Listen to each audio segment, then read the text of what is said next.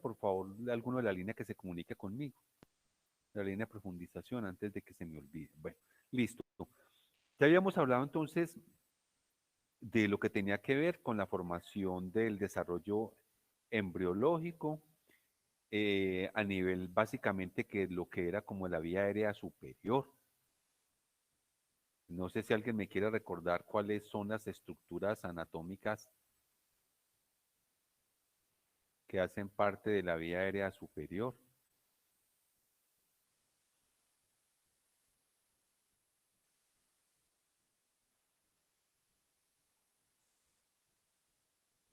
¿Cuáles son? A ver, ¿quién me ayuda?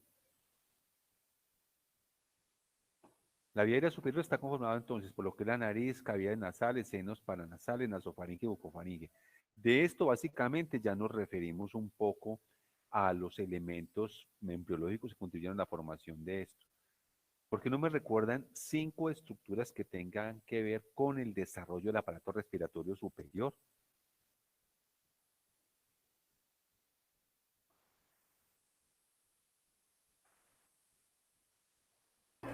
Doctor, pues en ese caso serían los procesos, el proceso frontonasal, los procesos Exactamente. maxilares. Estructuras. Alcanzan a ver, ¿cierto? Entonces, Sí, entonces doctor. los procesos maxilares. ¿Los procesos maxilares son de qué origen? Bueno, los procesos más bien, sí, procesos maxilares, ¿de qué origen son? Mesénquima. Eso es mesénquima. Mesénquima. Es de origen mesenquimático. Aquí tenemos un poquitico acá. Me toca aprenderlo allá ya sobre la marcha porque no hay más que hacer. Listo. ¿Qué más proviene? ¿Dónde proviene la parte de la formación del aparato respiratorio superior? Los procesos, recuerde que hay procesos maxilares, que también hay procesos mandibulares. Mandibulares. ¿Qué más tenemos ahí? ¿Qué otros procesos hay? ¿Cuántos procesos hay en la formación de la cara? Proceso frontonasal, doctor. Eso, está el proceso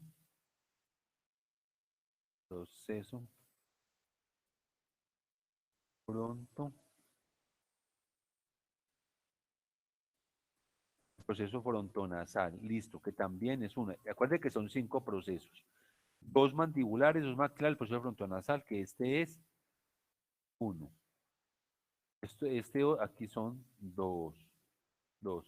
Y aquí son dos. Bueno,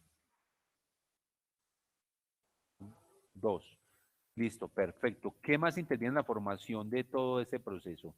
En la formación de lo que es la cara y lo demás, que tiene que ver. Ahora hablemos básicamente entonces de la formación de la nariz. La nariz, simplemente a manera de recuerdo. ¿La nariz está formada qué? Proceso nasal medial, proceso nasal lateral. Proceso nasal medial y nasal lateral. Correcto, listo. Nasal medial y nasal lateral. Vámonos como por acá, muchachos. Estoy haciendo un poco de diabluras acá. Este proceso nasal medial, ¿qué tiene que ver con él? ¿Qué se forma el proceso nasal medial? Se forman 3 estructuras que son. ¿Cuáles? ¿El qué? El labio superior, ¿Qué más? el paladar primario y la fosita incisiva. Eso, sí. El paladar primario, primario y la fosita incisiva. Correcto. Del proceso nasal medial. Y del proceso nasal lateral que se forma,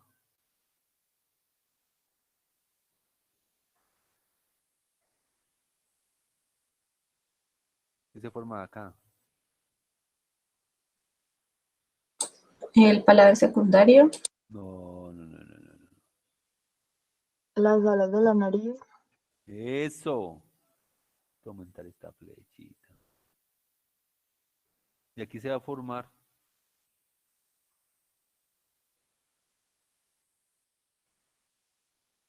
alas de la nariz, correcto. Las alas de la nariz, venga, yo me corto esto un poquito. Las alas de la nariz se acabó, perfecto, listo. Ahora bien, recuerden ustedes que dentro de esa formación tenemos lo que tiene que ver ya propiamente dicho con la formación de la nariz, ya lo que aquí tenemos, y con la formación ya de la parte como tal que ocurre, cómo se forma por ahí todo este proceso que tiene que ver ya con la formación del sistema olfatorio, con la formación de los cornetes y lo demás. Eso cómo se forma.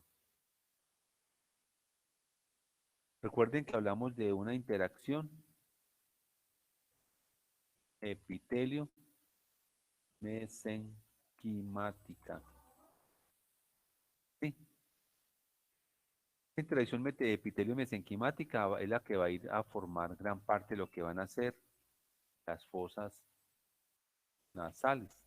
Recuerde que en un principio eso está como subido, como obliterado, y luego paulatinamente ese mesénquima se va estableciendo contacto con la parte del ectodermo que está ahí, que viene de arriba de lo que va a corresponder con la formación del futuro el nervio olfatorio. Ese mecanismo pues, de interacción que se va dando ahí inicialmente hace que exista una o que se dé una membrana. ¿Cómo se llama esa membrana?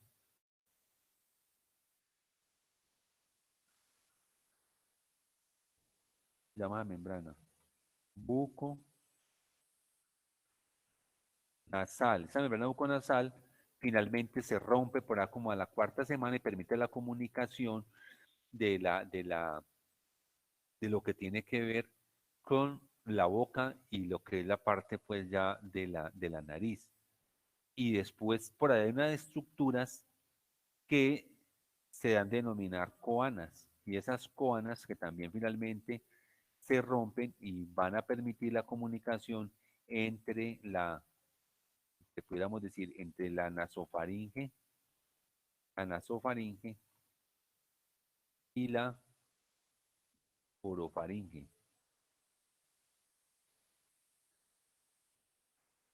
Y la orofaringe.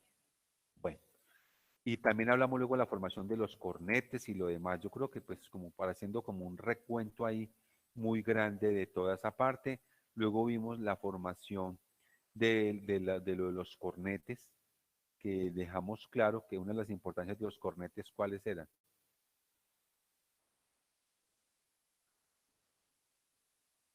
Calentar el aire y volverlo como turbulento o turbio. Exactamente, modificar el flujo laminar, modificar el flujo turbulento que está llegando a través de eso allá, disminuir la velocidad, aumentar la parte de la absorción que tenemos hacia ese nivel. Bueno, y finalmente hablamos de unas estructuras muy importantes que son los senos. Con los senos hablamos de los senos maxilares, de los senos frontales, de los senos etmoidales. Destacamos la importancia de esos senos y básicamente la importancia de esos senos estaba representada por cajas neumáticas, por la formación de la parte de la cara eh, eh, y obviamente pues con una gran posibilidad, como ustedes lo saben, del revestimiento que tienen esos senos, pues de la posibilidad en un momento determinado de inflamarse o de infectarse. Mm, Todo eso pues contribuye, como ya lo dijimos, a la parte de la fundación. Eso también contribuye de manera importante a cómo está circulando el aire hacia ese nivel. Bueno, ya una vez que el aire entra por la nariz, con todo lo que ustedes conocen fisiológicamente, pasa a la orofaringe y luego pasa de la orofaringe, pasa a la nasofaringe, entonces ya hay una serie de procesos. Recuerden que esa entrada del aire tiene unas ciertas características y podemos aprovechar acá para mencionarlo. ¿Cuánto es la fracción inspirada de oxígeno? 21%, doctor. ¿Eso qué 0,21. quiere decir? Que de todo el aire que respiramos, el 21% es oxígeno. Pero el aire que respiramos, recuerden que hay CO2, que hay oxígeno, que hay xenón, que hay argón, que hay criptón y que hay otras partículas disueltas en el medio ambiente. Dentro de esas partículas infecciosas están los famosos virus. En este caso, lo del COVID. Ese proceso normal que ustedes conocen de inspiración, pues obedece a una cosa que llama mecánica respiratoria que deben estar hablando, de qué facilita la inspiración y qué facilita la expiración. Entonces, con el juego aquel de presiones intratorácicas que ustedes conocen, importantes, de las presiones a nivel alveolar, que yo no me voy a referir del todo acá, pero que es importante que ustedes lo tengan en cuenta. Y, naturalmente, el real intercambio de gases, porque tenemos los dos tipos de respiración. Una respiración que la llamamos interna y una respiración que la llamamos externa. La respiración interna, ¿a qué hace alusión específicamente? A la perfusión alveolo-capilar, pues a la entrada de aire a los pulmones como tal, que termina perfundiendo la sangre. Entonces,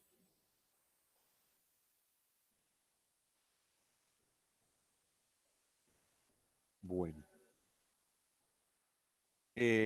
sí, esa respiración interna tiene que ver básicamente con el intercambio de gases entre el alvéolo y el capilar, mediante la membrana alvéolo capilar, que creo que ya algo tienen que haber ustedes tenido claro con relación a lo que se está revisando en la parte desde el punto de vista, pues, histológico. El otro elemento importante que tienen que tener ustedes en cuenta allí es la parte alveolar. Entonces, vamos ahorita a comenzar a hablar de lo que es el desarrollo como tal del sistema respiratorio, ya concretamente dicho. Ese desarrollo del sistema respiratorio, pues vamos como a mencionar algunos elementos importantes. Entonces, en el desarrollo del sistema respiratorio partimos de varias cosas. Primero tenemos que partir de lo del transporte del aire. La segunda, tendremos que hablar del mecanismo de intercambio gaseoso. Y aquí entonces, en el mecanismo de transporte tendremos que hablar de la parte de la mecánica, que ya creo que ustedes lo han dicho. Y aquí en el intercambio gaseoso tendremos que hablar básicamente de el fenómeno de difusión. Listo. Entonces, esa formación del sistema respiratorio que voy a colocar acá, hay como varias consideraciones que voy a mencionar. Voy a colocar acá consideraciones que me parece importante que las tengamos en cuenta antes de. Consideración desde el punto de vista embriológico. Primero, lo primero que debe quedar claro es que el feto no respira, para que les quede claro. El feto no lleva a cabo un proceso de respiración normal, no lo hace él. Segundo, es importante tener en cuenta allí que intervienen una serie de procesos importantes en el desarrollo pulmonar. Y esos procesos importantes en el desarrollo pulmonar, entonces está dado de la siguiente manera. Voy a escribir acá, desarrollo pulmonar. Cuando yo hablo de desarrollo pulmonar, recuerden que el pulmón comienza, hablamos de la parte del árbol traqueobronquial, después, antes cuando hablamos de la tráquea, ¿sí? Y cuando hablamos de los pulmones propiamente dichos, de los pulmones propiamente dichos. Y aquí hay un fenómeno que es crucial y un concepto que espero lo tengan lo suficientemente claro ustedes, que se llama el que se llama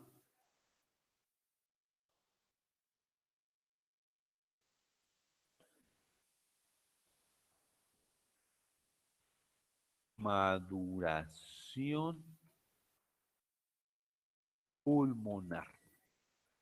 Es el concepto grande, fundamental y básico en el desarrollo del aparato respiratorio, específicamente. Estoy hablando ya de lo que tiene que ver con el intercambio gaseoso, se llama maduración pulmonar. Ustedes lograron revisar qué encontraron, de qué se trata, qué es lo de maduración pulmonar.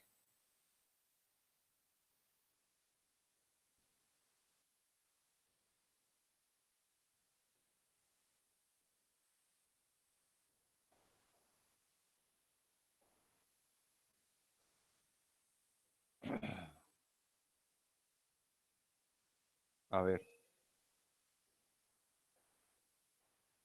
yo creo que es importante, jóvenes, que ustedes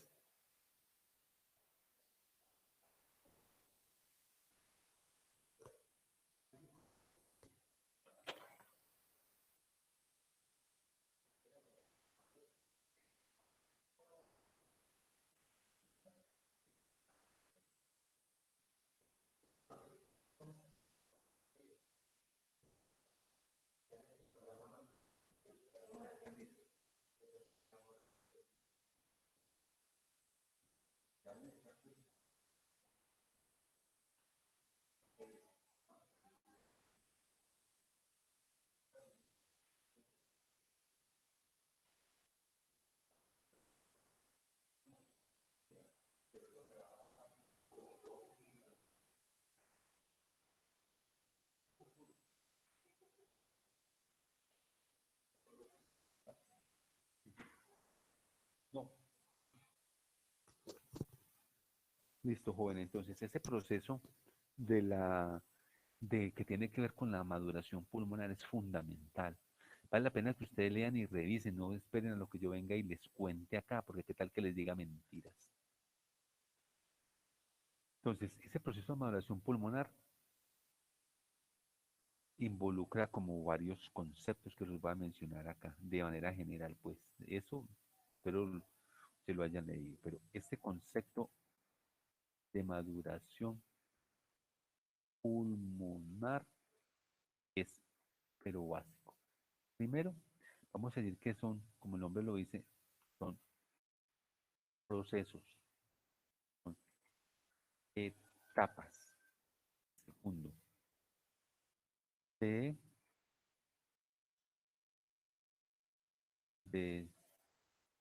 desarrollan durante la,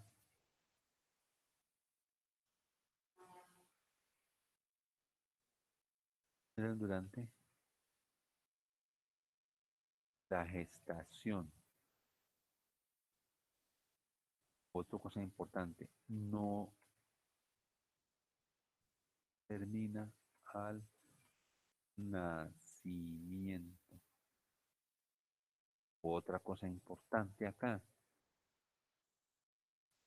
es que intervienen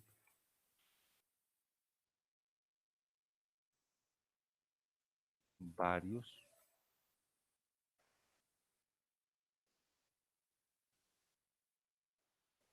de células.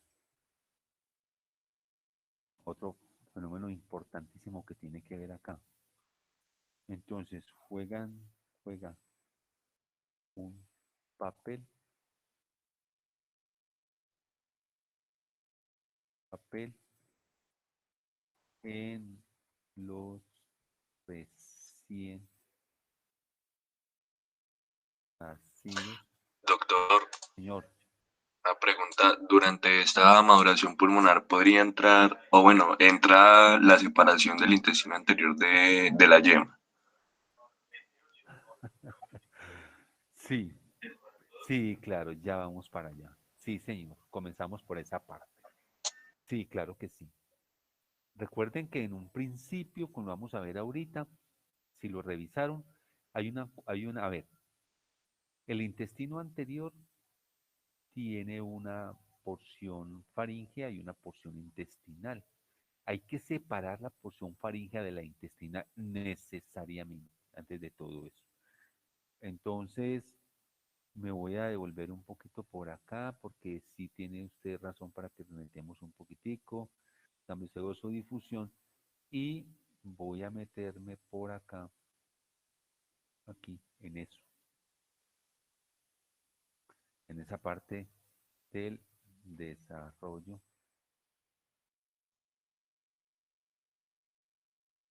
respiratorio. A mí se me olvidó mencionar eso, tiene toda la razón, el sistema respiratorio. Entonces, sí, entonces tenemos que decir que inicialmente el aparato respiratorio hay que separarlo del digestivo, como lo veremos ahorita, del digestivo.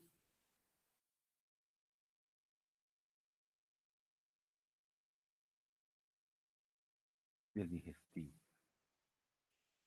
Esa separación del aparato respiratorio y el digestivo, estoy hablando en la formación de lo primero que van a hacer, que se denominan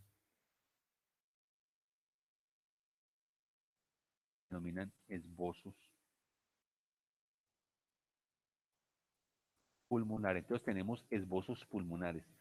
Entonces hay que separarlos el uno del otro, como lo vamos a ver a continuación. Entonces, pudiéramos decir que la primera estructura que hace parte del aparato respiratorio se llaman los esbozos pulmonares, que también se llaman, es igual a llamarse también yemas pulmonares, las yemas. Yemas pulmonares, lo mismo que un esbozo, es necesario separarlos del aparato digestivo. ¿Quién los separa? ¿Cómo se separa? Entonces se separan mediante una estructura que es un tabique. Un tabique. ¿Qué tabique lo separa? Ese tabique se suele llamar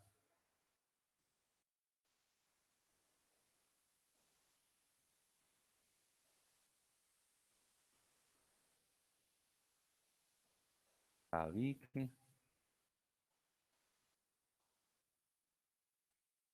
traqueoesofágico. Ese es el tabique que lo separa. Ese tabique traqueoesofágico, sencillamente, este tabique traqueoesofágico del cual estamos hablando, tiene un origen. Digamos, estaba que tan feo. ¿Qué origen tiene ese tabique traqueoesofágico?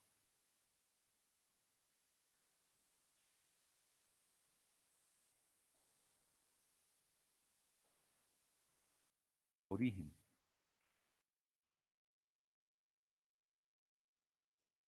del mesénquimo. Origen enquimático. Entonces, tabique, este tabique traqueoesofágico es de origen mesenquimático, de ahí es donde él viene. Pero es necesario separarlo. Cuando esta separación no se lleva a cabo, tenemos la posibilidad de la comunicación entre la parte pulmonar y la parte digestiva. Y esa comunicación que puede existir entre la parte pulmonar y la parte digestiva se denomina una fístula, se denomina fístula traqueosofágica, que es la comunicación que hay entre uno y otro. Ya después de saber que hacia abajo, ya la llama va a ir comenzando a seguir viviendo paulatinamente, pues para dar lugar a la formación del, del aparato respiratorio. Entonces ya tenemos como la primera parte. Es necesario también agregar acá respecto a este proceso es lo siguiente, que se forma una estructura que lo denominamos la yema pulmonar. Listo. Esta yema pulmonar es de origen es yema pulmonar. ¿De qué origen? ¿De qué capa germinativa proviene la yema pulmonar?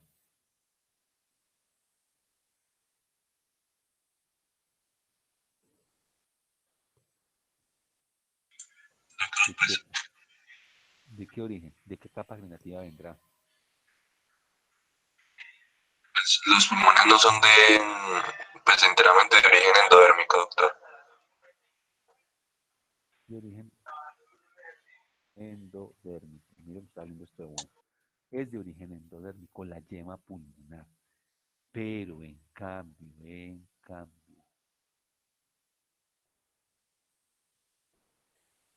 eso es de origen pulmonar, de origen endodérmico, correcto.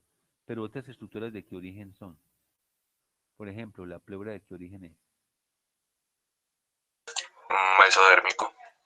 Correcto, eso es de origen mesodérmico. Listo. Entonces, esa llama pulmonar es de este origen endodérmico. Perfecto. Bueno, entonces la llama, eso se me borra. Entonces, de origen endodérmico. Pues, ¿qué estamos diciendo? Que este endodermo, de este endodermo que tenemos acá, el endodermo va a originar una serie de estructuras que tienen que ver con el aparato respiratorio. ¿Qué estructuras se derivan del endodermo? Ya dijimos que la yema pulmonar es de origen endodérmico. ¿Qué más se deriva de origen endodérmico? Entonces, de origen La endodérmico, tráquea, laringe, bronquios. lo que pasa es que ellos son solo, bueno, sí, listo, pero como tal, como estructura, sí, correcto. Entonces, de origen endodérmico van a ser entonces, pero a ver qué le digo yo. Cuando hablamos de la tráquea, de los bronquios, hablamos exclusivamente que es de origen endodérmico el epitelio del tracto respiratorio. Eso también es de origen endodérmico. El epitelio del tracto respiratorio. ¿Qué más es de origen endodérmico? Las glándulas del aparato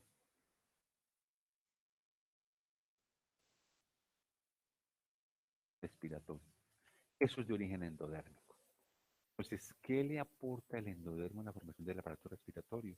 Le va a aportar el epitelio y le aporta las glándulas del aparato respiratorio. A eso se compromete el endodermo. Y obviamente la yema pulmonar. Entonces son estas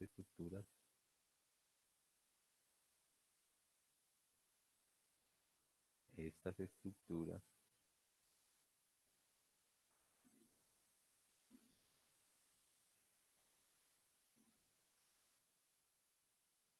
bueno, viéndolo bien queda hasta bonito, ¿no les parece? O no habiendo más, ¿cierto?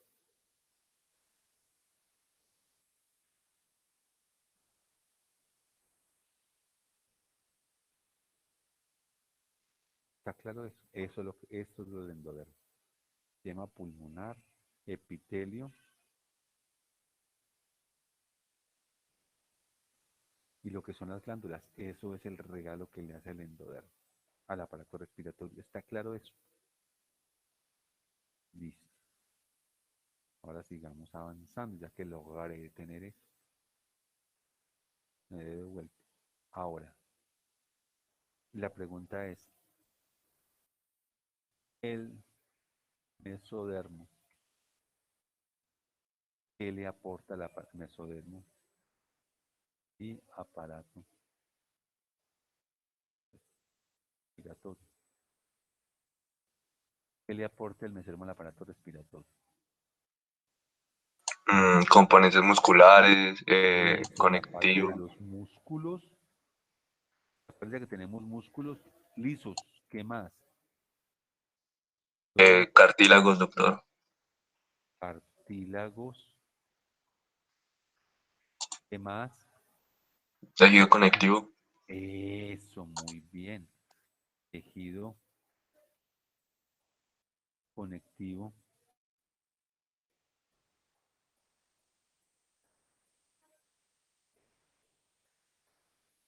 ¿Qué más?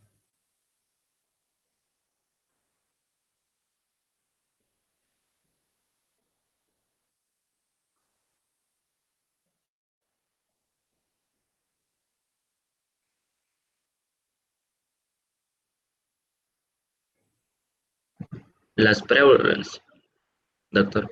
¿Cómo? Las pleuras.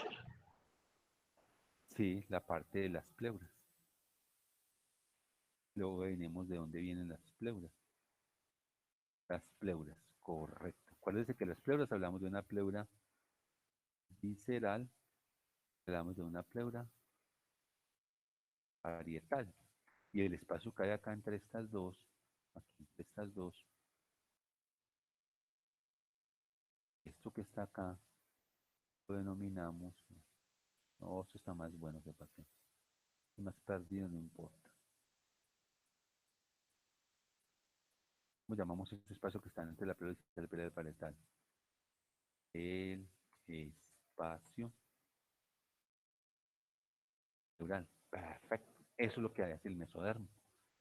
Pero que tenemos que tener en cuenta entonces dos cosas, sobre todo el mesodermo lateral, ¿sí? Para hablar de la pleura visceral y de la pleura parietal. Estas pleuras son del mesodermo, pero el mesodermo lateral, para que quede claro, eso es lo que le aporta. Todos los músculos lisos, el cartílago, el tejido conectivo, listo. Ahora bien, terminemos entonces con todo esto. Ahora hablemos del mesodermo.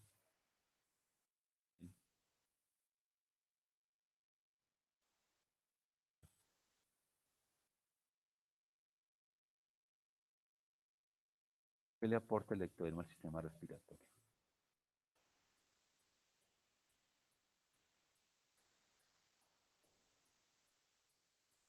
A ver.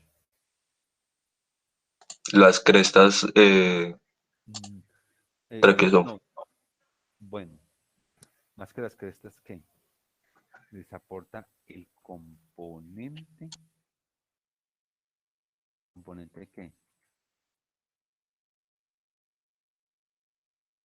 Nervioso.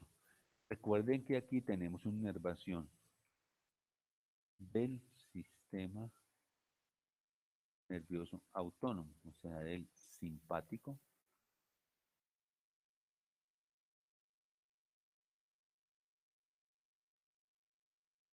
y del parasimpático. Parece que este simpático que produce a nivel de los bronquios, aquí suma para echar a ver de todo un poquito.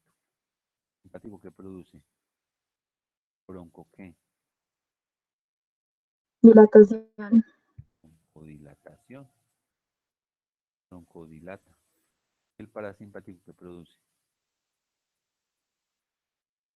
lo contrario, bronco. Componente nervioso, entonces lo da el ectodermo. Acuérdense que hablamos de la formación de plejos, ¿cierto?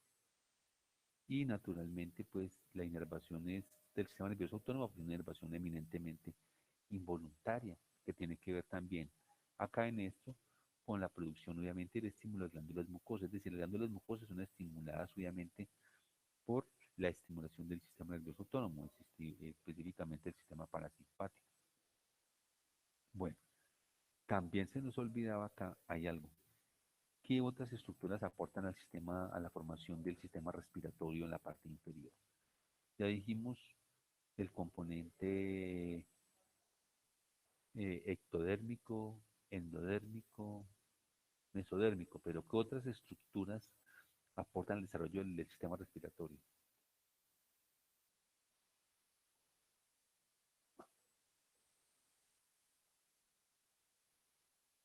A ver, ya lo hemos dicho por allá.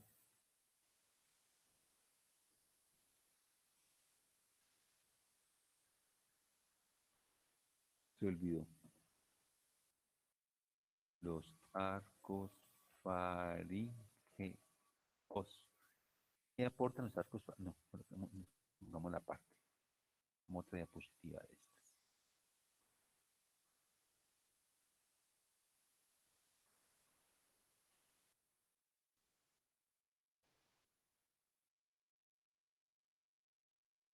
Arcos faringeos. ¿Qué le aportan los arcos faringeos Faríngeos.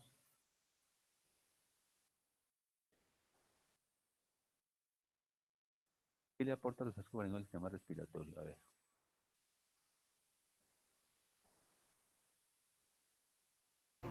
Intervienen en la formación de de la laringe, doctor.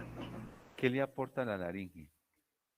El cartílago, Los cartílagos de la laringe. ¿Cuál de los arcos? el cuarto y el sexto. Bueno, sobre todo el cuarto y el sexto. Bueno, cuarto y sexto. ¿Qué más tenemos de ahí? ¿Qué más aportan los arcos de los arcos faríngeos al sistema respiratorio?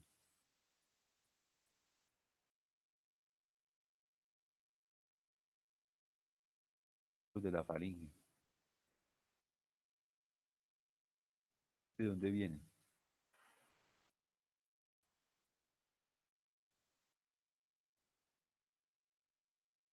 Los de la faringe. Arco.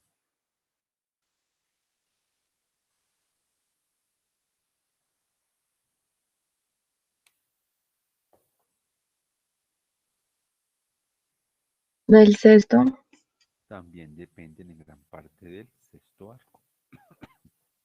Y ahí dependen en todo eso. Listo. Bueno. Dependen en parte del sexto arco. Listo. Entonces ahí tenemos. Pero nos queda una pregunta. ¿Tendrán algo que ver las células de la cresta neural en la formación del aparato respiratorio? La cresta neural. Entonces dejo la inquietud, usted me lo cuenta. La famosa cresta neural. Las células de la cresta neural cortan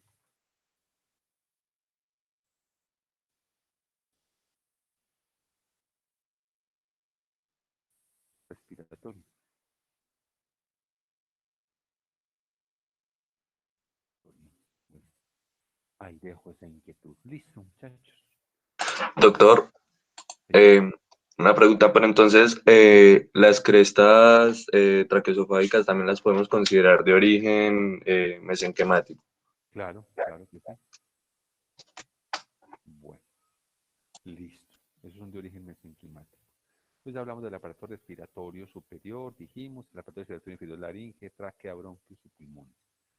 La laringe, la tráquea, los bronquios y los pulmones reciben aporte de las tres capas germinativas. ¿Qué le aporta a ellas? Ya lo dijimos. El aporte endodermo será el epitelio de la laringe, el epitelio de la tráquea, el epitelio bronquial. Tiene características propias de ser un epitelio con vellosidades, cilíndricos pseudostratificadas con vellosidades. ¿Qué más le aportan acá? De eso es lo que le aporta el endodermo. ¿Qué le aporta el mesodermo? Cartílago de la laringe, cartílago de la tráquea. ¿Qué más se aporta por acá? El tejido conectivo, por ejemplo. Y el endodermo pues va a aportar lo que tiene que ver con el componente nervioso a través de, por ejemplo, de nervios tales como, ¿cuál es el principal nervio que tiene que ver con los pares craneanos que se encarga de la inervación del sistema respiratorio? El vago, doctor. El vago, exactamente. Entonces hablamos del vago y el vago, recuerden ustedes, el vago, ¿qué tipo de inervación le aporta?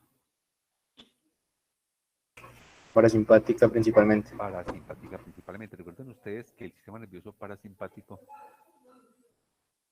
recuerden ustedes que el parasimpático, para llevar a cabo, eso lo tienen que, muchachos, yo aprovecho lo de acá en biología para que hagamos un poquitico de histología si podemos, un poquitico de fisiología si podemos, la idea es que podamos como integrar un poquitico a través de la embriología algunas cosas de esas. Acuérdense ustedes que para llevar a cabo la función concreta,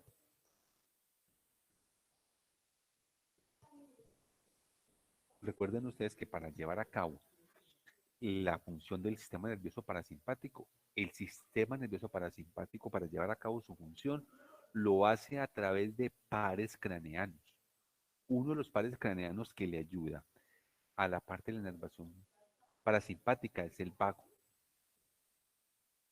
Mientras que la inervación simpática no se vale de pares craneanos. Recuerden que el simpático discurre a todo lo largo de la columna vertebral. Entonces, tiene unos ramos cortos. Sencillamente, mejor dicho, el simpático, la inervación simpática se hace de manera directa. Obviamente, teniendo en cuenta que tiene que hacer sinapsis en ganglios preganglionares, ganglios postganglionares para cumplir su función, pero realmente lo hace de manera directa. El parasimpático no ejerce la acción parasimpática directa, sino que se vale de pares craneanos. Uno de esos pares craneanos es el vago. Ese es uno de los pares craneanos de los cuales se vale el parasimpático para llevar a cabo su acción, entre otros. Listo. Bueno.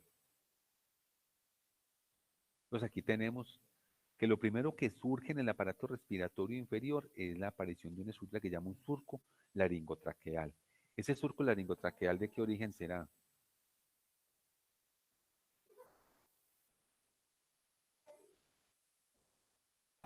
De los arcos faringios, doctor. No. El surco laringotraqueal no, a ver, ¿qué le digo yo? No surge, no es realmente del arco faríngeo. Este surco laringotraqueal también tiene un componente mesenquimatoso. Recuerden que ese surco laringotraqueal va a ir paulatinamente como dividiéndose. ¿Para qué? Para contribuir a la formación de lo que va a ser el aparato, el aparato respiratorio. ¿Sí?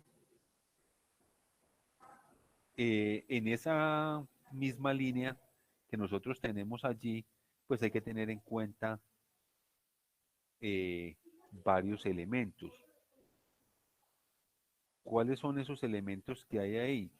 Pues los elementos de los que hay ahí que tienen que ver con eso, pues básicamente es que la evolución de, de ese surco laringotraqueal, pues se traduce básicamente en que se ha de seguir en la línea de formar una especie de estructura que va a separar el árbol, que va a separar la parte digestiva de la parte, de la parte, de la parte respiratoria. Entonces, tenemos que esas estructuras son derivadas básicamente del mesénquimo. ¿Qué va a pasar con ese divertículo lengotraqueal? Pues paulatinamente se tiene que separar a través de qué?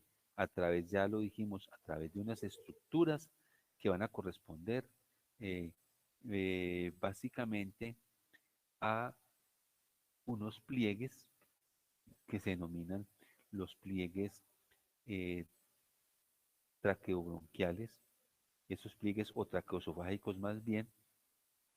Esos pliegues traqueosofágicos se van a ir, vamos a verlo ahorita de pronto por acá, veámoslo por acá.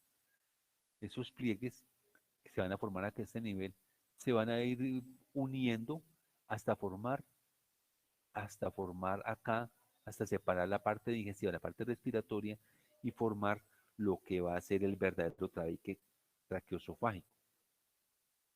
¿Qué es lo que hace ese tabique traqueosofágico? Finalmente, lo que va a hacer ese tabique traqueosofágico es dividir la porción craneal del intestino primitivo anterior en una parte ventral, que va a ser el tubo laringotraqueal, esto, la parte ventral del tubo laringotraqueal, y en una parte dorsal que va a corresponder básicamente a lo que va a ser el intestino primitivo anterior.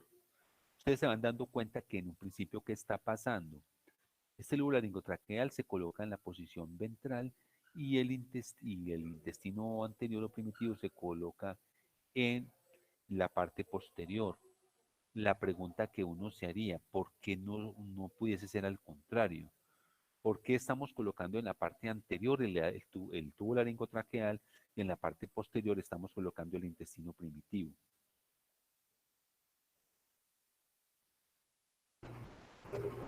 Para permitir que el esófago permanezca colapsado.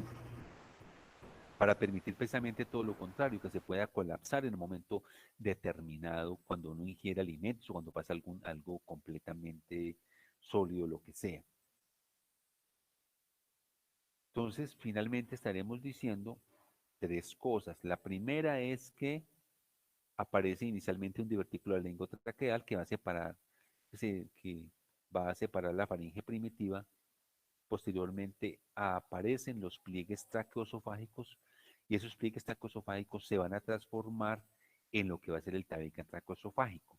Este tabique traqueosofágico va a separar una porción ventral, que va a ser el tubo laringotraqueal, de una porción dorsal, que va a ser el intestino primitivo. Logran ustedes ver cómo en esta porción del tubo laringotraqueal comienza a aparecer un orificio laríngeo primitivo. Ese orificio laríngeo primitivo inicialmente se ha denominado el aditus laríngeo, que es como la puerta de entrada a la laringe primitiva, que es el que ustedes ven acá, ese que está acá. ¿Sí? Esto en las etapas iniciales estaba obliterado, pero con el tiempo obviamente se rompe una membrana y se establece comunicación entre, le repito, entre lo que va a ser lo que va a ser aquí la entrada al tubo laringotraqueal, y esa entrada laringotraqueal está precedida por un orificio laríngeo primitivo, que posteriormente ese orificio laríngeo primitivo se va a transformar en lo que se va a denominar aditus laringe, que va a permitir obviamente que ya quede expedita esta vía. Aquí tenemos en la parte terminal lo que son las yemas bronquiales o las yemas pulmonares o los esbozos pulmonares. Esto tiene que interactuar con un mesénquima que tiene que hacer la vía para que se vaya profundizando paulatinamente. Bueno, aquí lo Doctor, que es decir entonces que el divertículo gangliotraqueal vendría a ser lo mismo que el primordio respiratorio. sí, sí, va a evolucionar posteriormente a eso, el divertículo correcto. Sí, hacia eso vamos, sí. Ese divertículo laringotraqueal va a terminar siendo el esbozo pulmonar, va a terminar siendo la yema pulmonar. Y esto se tiene que meter, por acá el mesénquima tiene que meter poco a poco para irse abriendo espacio. Por eso esto decimos que es de origen endodérmico esta parte. Cuando él se mete dentro del mesénquima, imagínense de la siguiente manera. Vamos a imaginarnos una masa de esa de hacer arepas. Imaginemos nuestros dedos. Los dedos de nosotros van a ser como las yemas. Cuando se meten dentro de la masa, allá van abriendo espacio. La masa es de origen mesenquimatoso, mientras que los dedos, que son las yemas pulmonares, son de origen endodérmico. Entonces él se va metiendo allá y se va paulatinamente dividiendo de manera dicotómica. 3 en el lado derecho, 2 en el lado izquierdo, y ya se va dando posteriormente la maduración de cada uno de los alvéolos. Bueno, que eso lo vamos a ver más adelante. Entonces, los pliegues tracosofágicos se fusionan para formar el tabique tracosofágico, que se va a estar por acá. Y obviamente aquí tenemos la faringe, aquí tenemos el divertículo laringotraqueal, y totalmente de acuerdo con usted, el divertículo laringotraqueal va a terminar siendo lo que va a ser la yema pulmonar, el esbozo pulmonar, ese es el que se va a introducir hacia allá, o sea que no hay ningún problema. Entonces, este tabique se va poco a poco aquí cerrando, construyendo hasta separar la faringe en la parte posterior y el surco laringo o divertículo laringotraqueal en la parte anterior, o sea, en la parte ventral y aquí en la parte dorsal. Aquí el pliegue se va dando paulatinamente, se va dando el surco, hasta que finalmente se logra separar. Esto que tengo aquí alrededor es puro mesénquima. Aquí está el tubo laringotraqueal, por aquí estaría el aditus laringo comenzando a abrirse eso, y aquí estaría el tubo digestivo, que se ve mucho más grande, obviamente. Y esto está posterior y esto está anterior.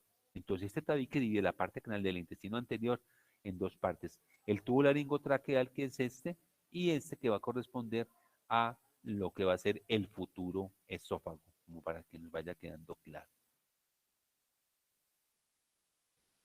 Bueno, entonces hablemos del desarrollo de la laringe. Entonces comenzamos por decir que el revestimiento de la laringe, el revestimiento epitelial de la laringe es evidentemente de origen endodérmico. Estoy hablando del epitelio para que no nos quedamos.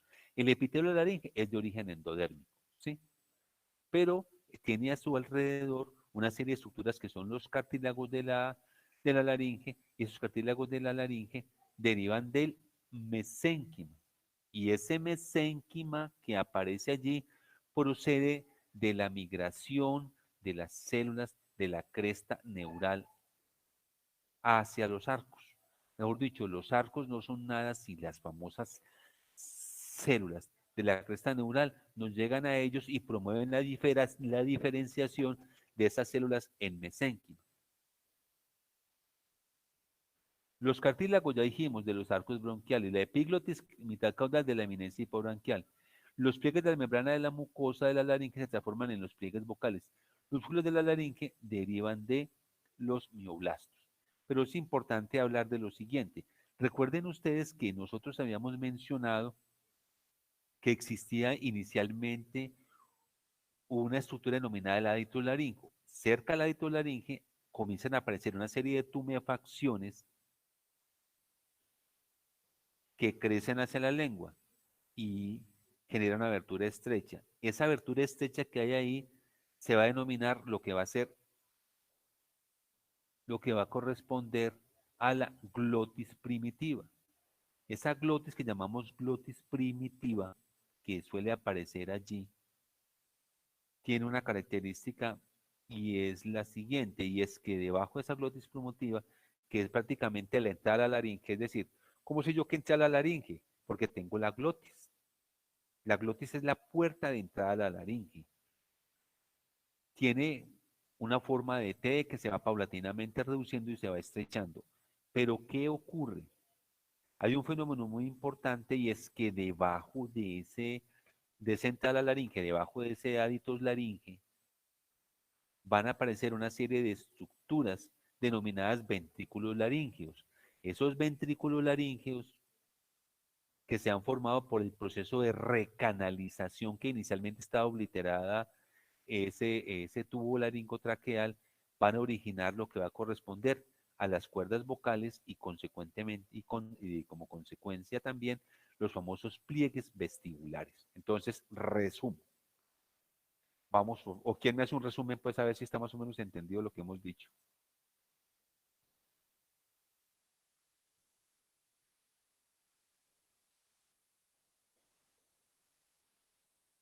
Una cosa es, para que lo tengan lo suficientemente claro ustedes, una cosa es el divertículo laringotraqueal. Entonces, el divertículo laringotraqueal se va a transformar posteriormente ¿en qué? En yema pulmonar. Correcto. Eso no tiene ningún problema. Esa yema pulmonar va a estar rodeada por lo que se denomina mesénquima, en este caso mesénquima espláncnico. Esa yema respiratoria pulmonar es la que se va a ir introduciendo en el mesénquima y se va a ir paulatinamente dividiendo de manera dicotómica para formar lo de los alvéolos. Listo. Resulta de que ese divertículo laringotraqueal hay que separarlo ¿de quién? Del tubo digestivo. ¿Quién separa ese divertículo laringotraqueal del tubo digestivo?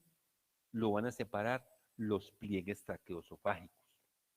Esos pliegues traqueosofágicos posteriormente se aproximan entre sí y van a formar el tabique traqueosofágico. Ese tabique traqueosofágico es de origen mesenquimático y como el nombre lo dice, separa la tráquea de los bronquios. Listo. Si retornamos y hablamos nuevamente de lo que va a corresponder a la parte del tubo laringotraqueal, pues ese tubo laringotraqueal finalmente ¿en qué se transformará? A ver, ese tubo laringotraqueal ¿en qué se transformará?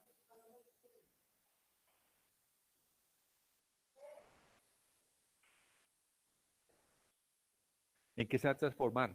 Se va a transformar en lo que va a ser la laringe, la tráquea, los bronquios y los pulmones. Ese tubo laringotraqueal tiene una estructura, una abertura que se llama el hábitus laríngeo.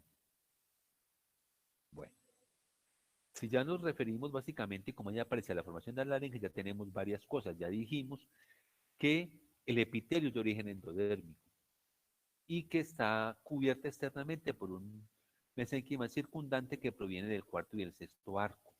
Que esa laringe tiene unos cartílagos, se llaman los cartílagos de la laringe. ¿De dónde vienen? Ahí vienen de los pares cuarto y sexto arco de los arcos branquiales. ¿Qué más tendremos que decir? Que hay una entrada a la laringe. ¿Qué más tendremos que decir? Que se forma una estructura que es la entrada a la laringe que se denomina la epiglotis, inicialmente denominada glotis primitiva. ¿De dónde viene la epiglotis? Se desarrolla a partir de la porción caudal de la eminencia de la eminencia hipofaríngea, y esa eminencia hipofaríngea viene de proliferación de los mesénquimas del tercer y cuarto arco faríngeo. Epiglotis, eminencia hipofaríngea. Eminencia hipofaríngea, ¿de dónde viene? De la parte o del mesénquima del tercer y cuarto arco faríngeo. Ahora bien, debajo de ese epiglotis, ¿qué suele aparecer? Debajo de ese epiglotis comienzan a aparecer unas estructuras denominados inicialmente los ventículos laríngeos, que posteriormente los ventículos laríngeos se van a recanalizar y esos ventículos laríngeos van a formar más adelante lo que va a corresponder a las cuerdas vocales y a los pliegues vestibulares.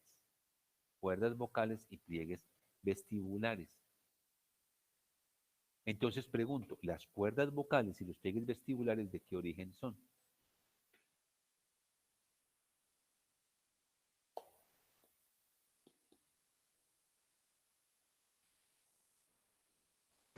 Endodérmico, doctor. Precisamente son de origen endodérmico. ¿Listo? Los músculos de la laringe ya dijimos que se desarrollan a partir de los mioblastos del cuarto y el sexto arco. Ya sabemos que la laringe se coloca en la posición ventral y no en la posición dorsal. Ahí es la llegada del aire procedente, obviamente, de la nariz. ¿Qué puede ocurrir? Puede ocurrir que esa laringe, que inicialmente en el proceso de formación estaba obliterada, puede ser que esa laringe, obviamente, llega un momento en el cual no se recanaliza totalmente, y cuando no se recanaliza totalmente, hablamos de lo que se denomina atresia laringea. ¿Cuál es la atresia laringea? Que la laringe se quedó completamente obliterada. A eso se denomina atresia laringea. Y obviamente ocasiona pues un estrechamiento importante de la laringe. Cuando el defecto de la laringe es un defecto en el cual se compromete el tejido conectivo, podemos tener una atresia que pudiera ser incompleta, es decir, hay algo de luz en la laringe, pero no se cerrada totalmente. Entonces podemos tener dos problemas. O la atresia laringea, que puede ser incompleta, o podemos tener la atresia laringea que puede ser completa o incompleta. La atresia prácticamente, la atresia, a ver, aclaremos una cosa, la atresia es una obstrucción completa, mientras que la estenosis obedece que hay cierto paso de luz a través de la laringe. Podemos hablar entonces de estenosis laringea y de atresia laringea. Atresia, sin luz, y estenosis si hay algo de luz importante. Bueno, vamos ahorita entonces a hablar del desarrollo de la tráquea. Volvemos a lo mismo. El revestimiento interno de la tráquea es de origen endodermo. ¿De dónde vino la tráquea? De una porción distal del divertículo laringotraqueal. Y tiene finalmente dos estructuras importantes que van a corresponder a lo que hemos de denominar esto que van a ser las yemas broncales. Esto es la tráquea. Entonces, esto que está aquí en punticos corresponde a mesénquima. Y lo que está aquí adentro, esto es endodermo. Los anillos que tiene la tráquea, ya lo dijimos nosotros, los anillos de la tráquea son de origen de los arcos faríngeos. Entonces, el revestimiento endodérmico del tubo laringotraqueal, que posteriormente se va a transformar en la tráquea, y las glándulas de la tráquea son de origen endodérmico. El cartílago, el tejido conjuntivo y los músculos de la tráquea derivan del mesénquima esplénico circundante. Óigase bien. El cartílago de la tráquea, el cartílago diferente a los cartílagos de la laringe, que son de los arcos. Aclaro, el cartílago, el tejido conjuntivo y el músculo de la tráquea derivan del mesénquima esplénico circundante, que es el que les estaba mostrando acá. Deriva de este mesénquima, del mesodermo esplénico de acá. Este mesodermo esplénico, ¿qué es lo que le coloca ya a la tráquea? Le coloca los músculos, le coloca los cartílagos, que lo acabamos de ver allá. Aquí no son del sexto arco. Listo. Entonces, ¿qué le aporta? El cartílago, el tejido conjuntivo y los músculos de la tráquea derivan del mesénquima esplénico que lo rodea. Aquí no derivan de los arcos faríngeos, para que eso quede muy claro. Bueno.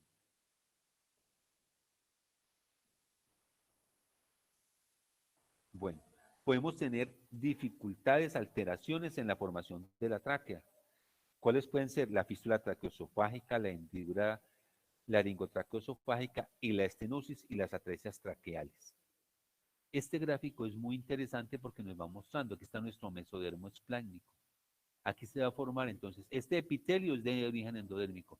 El cartílago que está acá y el tejido conjuntivo y esta parte del músculo liso, ¿de dónde derivan? Del mesodermo esplácnico que lo rodea.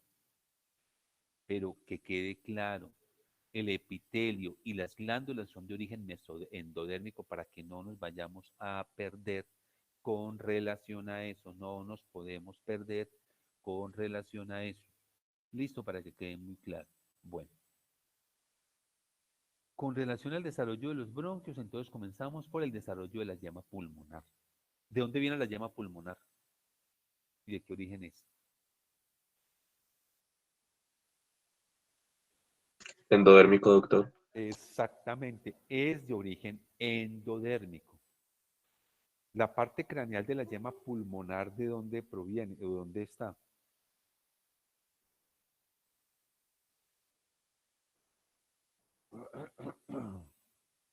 ¿Mm? La parte proximal de la yema pulmonar va a corresponder a la tráquea, a la tubo laringotraqueal. La parte distal, pues son las yemas pulmonares, que se van a ir dividiendo de forma paulatina, de forma dicotómica. ¿Van a interactuar con qué? Con esto que tengo aquí afuera. ¿Qué es esto que tengo acá? El mesénquima circundante, para que les quede claro a ustedes. Aquí se ve muy bien. Listo. Tabique esofágico. Hay una estructura acá que es importante que la tengamos en cuenta y son los conductos pericardio-peritoneales. ¿Qué son esos famosos conductos pericardio-peritoneales?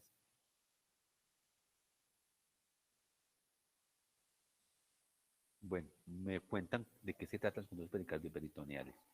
Quiero que terminemos acá con lo siguiente, con la formación de lo que va a corresponder específicamente a la formación de la pleura. Nosotros tenemos dos tipos de pleura. ¿Cuáles son los dos tipos de pleura? Una pleura parietal y tenemos una pleura ¿qué? Visceral. Con lo que ustedes ven en esa gráfica, ¿qué podemos decir nosotros?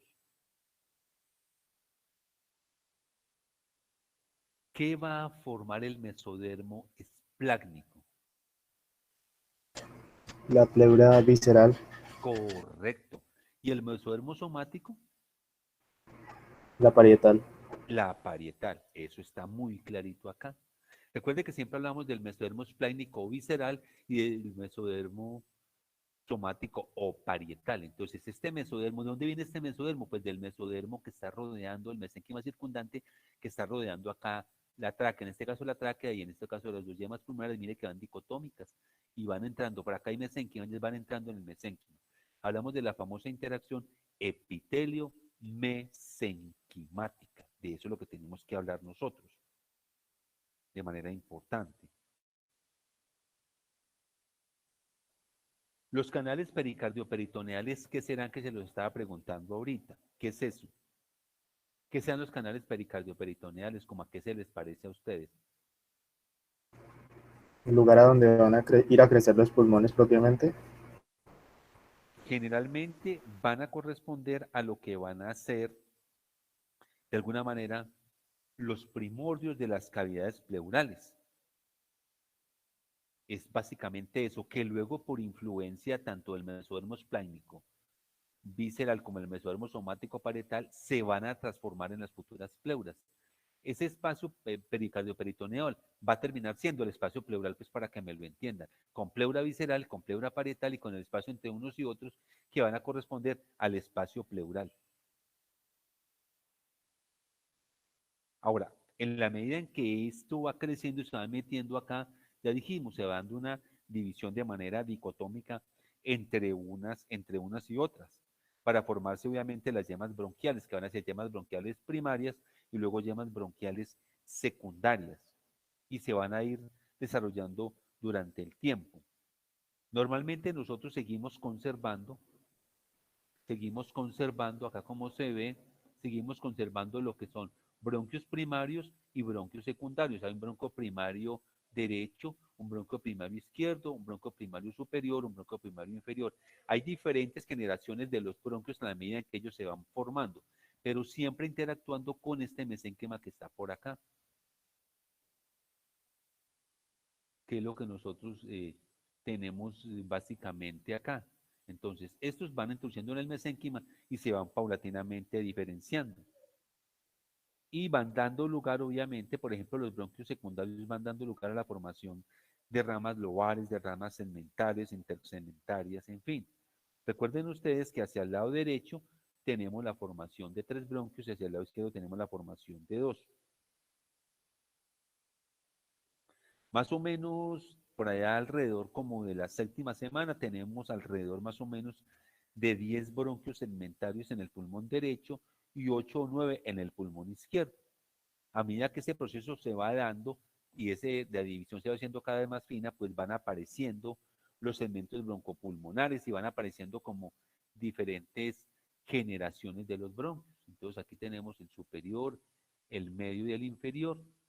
Entonces van apareciendo bronquios primarios, bronquios secundarios, van apareciendo bronquios lobares, hasta aparecer finalmente estructuras mucho más pequeñas que van a corresponder a los bronquíolos, que es donde se lleva a cabo realmente el intercambio respiratorio. Normalmente, hacia la semana 24 podemos hablar de más o menos de 17 niveles de ramificaciones de los bronquios primitivos. Recuerden, como lo dijimos, que después del nacimiento se generan niveles adicionales de ramificación, o sea que esto no termina de ninguna manera, sino que se va dando en el tiempo. Aquí simplemente tenemos la formación de las estructuras bronquiales, pero nos falta algo. ¿Qué nos falta acá? La maduración de los pulmones. Y la maduración de los pulmones nos falta acá sencillamente porque ¿qué no tenemos acá nosotros? ¿Qué nos falta acá?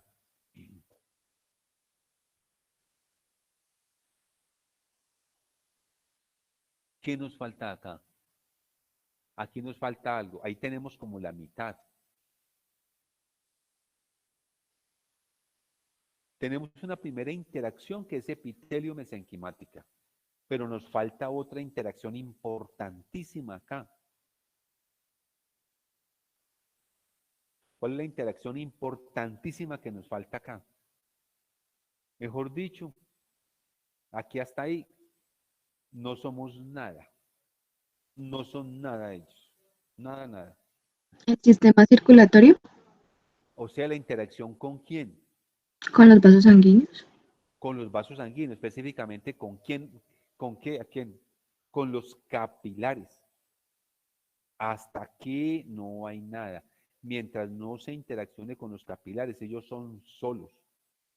Casi que estamos formando el árbol traqueobronquial, pero de nada nos sirve, porque si esto no va a interaccionar directamente con los capilares, ¿qué se gana con que el aire entre? El aire entra a los pulmones y se queda ahí.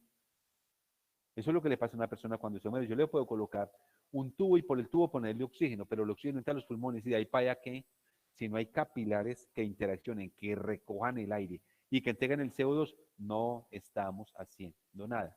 ¿Y cómo se llama finalmente el punto más importante de todo esto? ¿Qué es lo que hay que formar finalmente?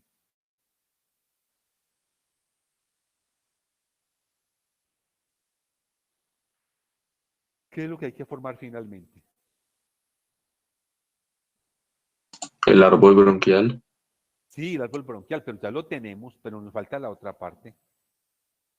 Que eso creo que ya han de estar hablando de eso en histología. ¿El parénquima, doctor? No, ya tenemos parte del parénquima. Se los acabo de decir. Aquí tenemos todo esto formado. ¿Qué nos falta?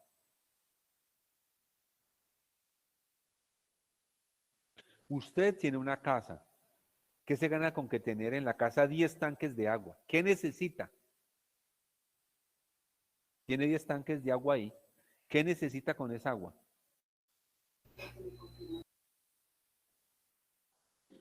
hace la circular, Ah, y entonces, ¿qué tiene que aparecer ahí? ¿Quiénes se encargan el, de eso? el corazón y los vasos sanguíneos. Y los vasos sanguíneos representados aquí, porque ahí llega una arteria derechita a recibir el oxígeno. ¿Quién es que llega a recibir el oxígeno?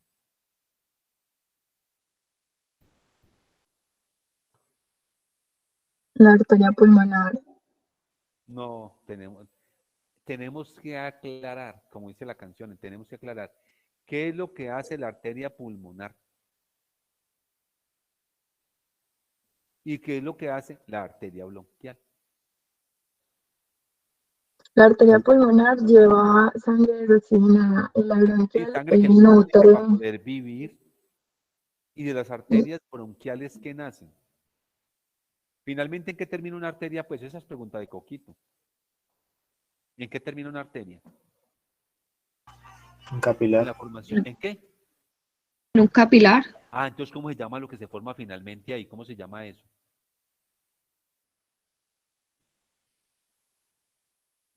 Eso no lo han visto, ¿no? Eso sí ya lo vieron.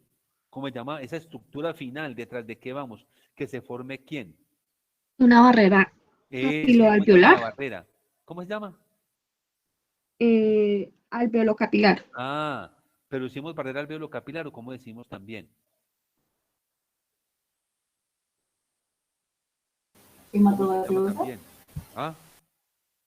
La Llamémosla barrera ¿qué? hematogaseosa. Sí, hematogaseosa, pero ¿qué hay entre la barrera hematogaseosa? ¿Y cómo se llama eso? ¿Cómo lo podemos llamar también? Barrera hematogaseosa. Y también ¿cómo lo podemos llamar? Que eso es como una parte de la célula. Una parte de la célula. ¿Una parte de la célula cuál es? Intersticial, doctor. No. Membrana. Membrana, Ah, ¿cómo se llama? membrana alveolocapilar. Ah, membrana alveolo-capilar. Esa es la esencia. Mientras la membrana alveolo-capilar no se forme, no se genera ningún proceso de intercambio gaseoso. O sea que aquí vamos en una primera parte. Hasta ahora yo no he visto capilares por ningún lado, yo no he visto nada. Eso es lo que tendremos que tratar de establecer. Bueno, muchachos, los voy a dejar acá porque debo ir a la segunda dosis de la vacuna. ¿Listo? Entonces, con los de la línea, no sé si alcance a que hagamos la línea hoy, les estoy diciendo desde ahorita, porque voy a la vacuna y tengo que estar allá como, después de la vacuna, como unos 30 minutos. Entonces, no sé si alcancemos. O sí, la otra cosa sería que me echaran una esperadita mientras yo salgo la vacuna y subo para acá, pero no sé qué tanto me demore allá abajo. Entonces, yo creo que más bien no. Hagamos una cosa más bien. ¿Qué podemos hacer? Porque yo hoy ahorita tengo que entrarme es que 30 minutos después de eso, esperar, mientras ese mundo de cosas son como a las, no sé si alcance. Hagamos una cosa, ¿por qué no nos ponemos de acuerdo con los muchachos de la línea, si me hacen el favor, y miramos si esta semana podemos de pronto adelantar una horita para que lo hagamos de manera virtual? La otra semana sí tratamos de hacerlo acá, si les parece. O si quieren, pues estamos pendientes y yo me conecto con ustedes más tardecito, pero no sé si alcance. Mejor dicho, no nos pongamos con ese monto, me demoro mucho abajo y ustedes están esperando. Conclusión con los de la línea, nos ponemos de acuerdo, como dicen por ahí, hablamos por el interno luego, cuándo lo podemos hacer esta semana una horita para que no perdamos lo de hoy. ¿Les parece, jóvenes de la línea? Sí, ¿Sí? doctor, no hay problema. Ah, bueno, Nosotros nos comunicamos con usted. sí, para que no la perdamos, porque voy a la vacuna y me da cuestión ponerlos a esperar, porque hay que hacer la cola ya para la vacuna. A pesar de que ya tengo horario, hay que llenar otra vez un consentimiento informado. Esperar que pongan la vacuna. Después de que pongan la vacuna hay que esperar 30 minutos allá sentados después de eso. Entonces puede que a las 10:30 ya haya salido o a las 11, pero ponernos a esperar también todo ese tiempo me parece que no se ve muy bien. Entonces más bien quedamos en vernos esta semana, ¿les parece a ustedes? Listo. Bueno, muchachos, me agrada mucho haberlos escuchado el día de hoy, que pasen un buen día, por favor. En la próxima se lee en maduración pulmonar. Esto lo podemos leer del libro de Moore. De ahí leemos. Y de la embriología de Lasman también. Entonces, muchachos, que estén muy bien. Un feliz día. Hasta Gracias, luego, doctor. doctor. Muchas Hasta gracias. luego. Bien, hasta luego. Hasta luego, doctor. A ustedes muy amables. Hasta luego, doctor. Que tenga buena Que tarde. estén muy bien, hasta luego.